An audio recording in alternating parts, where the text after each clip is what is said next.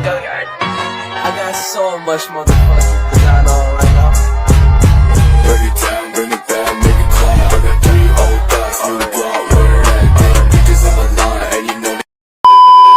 Assalamualaikum warahmatullahi wabarakatuh. Kami dari Prodi D3 Keperawatan tingkat 1A akan mereview video pidato Bapak Jokowi di suatu acara resmi. Berikut videonya. Perubahan iklim adalah ancaman besar bagi kemakmuran dan pembangunan global. Solidaritas, kemitraan, kerjasama, kolaborasi global merupakan kunci. Dengan potensi alam yang begitu besar, Indonesia terus berkontribusi dalam penanganan perubahan iklim. Laju deforestasi turun signifikan terendah dalam 20 tahun terakhir. Kebakaran hutan juga turun 82% di tahun 2020. Indonesia juga telah memulai rehabilitasi hutan mangrove seluas 600.000 hektar sampai di 2024 terluas di dunia. Indonesia juga telah merehabilitasi 3 juta lahan kritis antara tahun 2010 sampai 2019.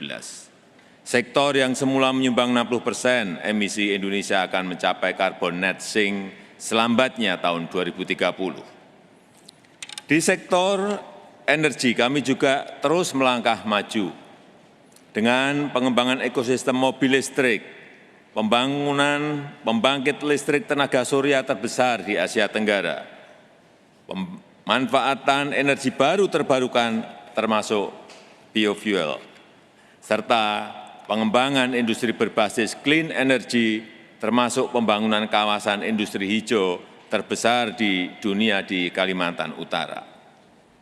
Tetapi hal itu tidak cukup. Kami terutama negara yang mempunyai lahan luas yang hijau dan potensi untuk dihijaukan, serta negara yang memiliki laut luas yang potensial menyumbang karbon, membutuhkan dukungan dan kontribusi dari internasional, dari negara-negara maju. Indonesia akan terus memobilisasi pembiayaan iklim dan pembiayaan inovatif serta pembiayaan campuran, obligasi hijau dan sukuk hijau. Penyediaan pendanaan iklim dengan mitra negara maju merupakan game changer dalam aksi mitigasi dan adaptasi perubahan iklim di negara-negara berkembang. Indonesia akan dapat berkontribusi lebih cepat bagi net zero emission dunia. Pertanyaannya, seberapa besar kontribusi negara maju untuk kami? Transfer teknologi apa yang bisa diberikan? Ini butuh aksi, butuh implementasi secepatnya. Selain itu, carbon market dan carbon price harus menjadi bagian dari upaya penanganan isu perubahan iklim. Ekosistem ekonomi karbon yang transparan, berintegritas, inklusif, dan adil harus diciptakan.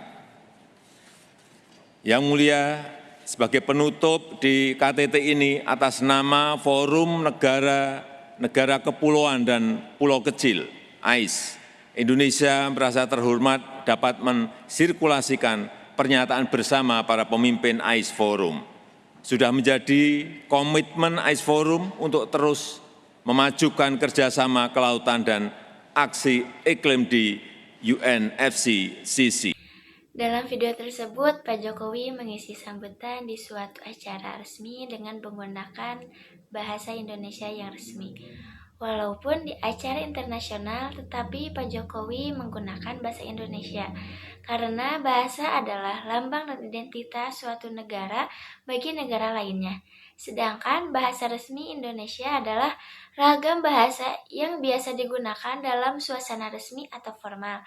Misalnya, surat dinas, pidato, makalah, atau karya tulis lainnya.